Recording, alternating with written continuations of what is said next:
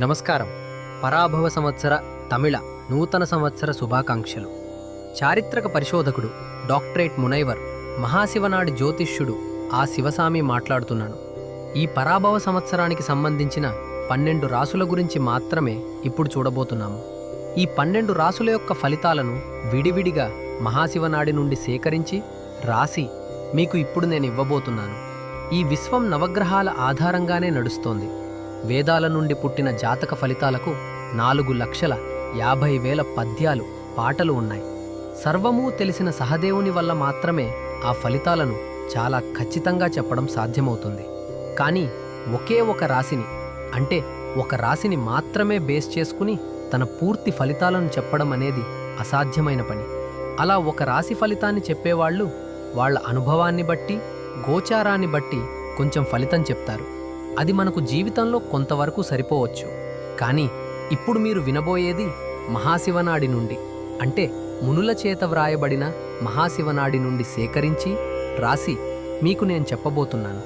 అందువల్ల ఈ ఫలితాలను సాధారణ ఫలితాలుగా భావించకుండా, అంటే అందరూ చెప్పే రాశి ఫలాలుగా చూడకుండా దీనిని మీరు చాలా సూక్ష్మంగా గమనించవలసి ఉంటుంది. ఇందులో వచ్చే ఫలితాలను చూసి దానిని అనుసరించి జీవితంలో మనం విజయం సాధించాలి. 15 ఏప్రిల్ 2026 నుండి 15 ఏప్రిల్ 2027 వరకు జరుగును పరాభవ సంవత్సరం మీనరాశి ఫలితాలు. నీటిలో తేలుతూ ఉన్నప్పటికీ నీటిని చూడగానే ఈత కొట్టడం ప్రారంభిస్తారు. ఎల్లప్పుడూ విలాసవంతమైన జీవితాన్ని ఇష్టపడే మీరు ఇతరులను సంతోషపెట్టే విద్యను తెలిసినవారు. ఎల్లప్పుడూ సంతోషంగా ఉండాలని కోరుకునే మీరు భార్యను అమితంగా ప్రేమిస్తారు. ఆమె కళ్ళలో కన్నీరు రాకుండా చూసుకోండి. భార్య ఆరోగ్యం పట్ల శ్రద్ధ అవసరం.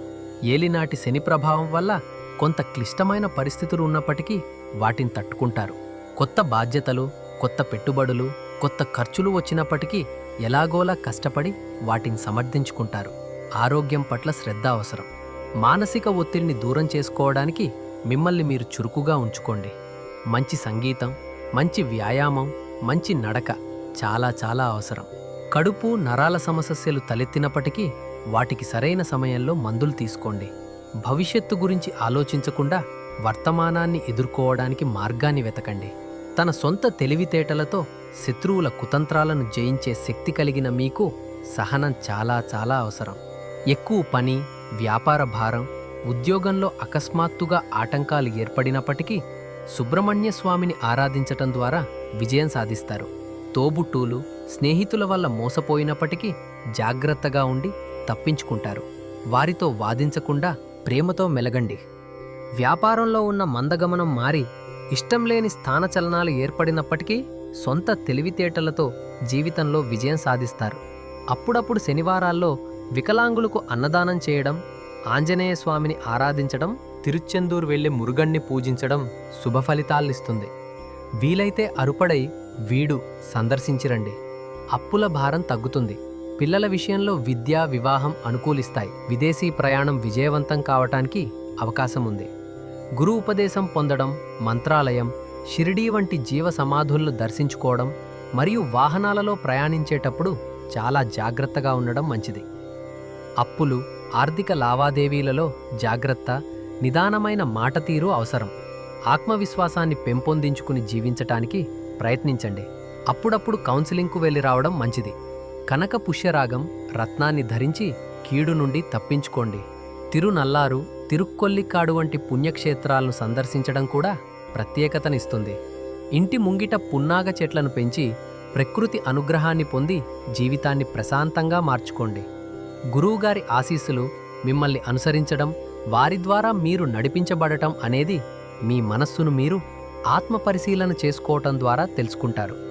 జరిగే ప్రతి కార్యం మీ ఆలోచనలను, పనులను స్పష్టంగా మార్చి ఆధ్యాత్మిక మార్గానికి, జ్ఞాన మార్గానికి దారితీస్తుంది. ఇల్లు పునరుద్ధరించడం, కొత్త స్థలం లేదా భవన నిర్మాణ పనులను సరిచేయటం ద్వారా ఖర్చులు ఏర్పడినప్పటికీ వాటిని తట్టుకుంటారు.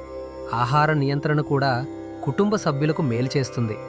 వేడి నుండి మిమ్మల్ని మీరు కాపాడుకోవటానికి తరచుగా ఎక్కువ నీరు తాగి శరీరాన్ని అలసట లేకుండా చూసుకోండి. పోరాటాలు, ఆటంకాలు అప్పుడప్పుడు ఎదురైనప్పటికీ వాటిని సమర్థవంతంగా ఎదుర్కొంటారు. దైవానుగ్రహం మీతోనే ఉంటుంది. వృషభ రాశి వారి వల్ల సింహరాశి వారి వల్ల, తులారాశి వారి వల్ల మీకు ఇబ్బందులు, కష్టాలు ఎదురయ్యే అవకాశం ఉంది.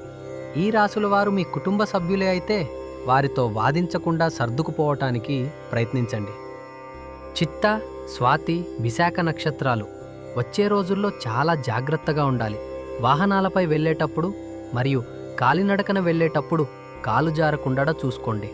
ఏలినాటి శని ప్రభావం ఎంత ఉన్నప్పటికీ పోరాడి విజయం సాధించి ఈ ఏడాదిని ఉత్తమమైనదిగా మార్చుకోండి.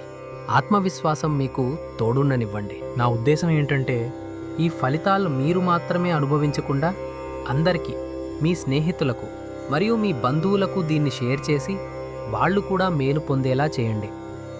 దాంతోపాటు వీలైతే మీ శత్రువులకు కూడా ఈ రాశి ఫలాలను షేర్ చేసి వాళ్ళు కూడా మేలు పొందేలా చేశారంటే దేవుని అనుగ్రహం మీకు ఖచ్చితంగా లభిస్తుంది.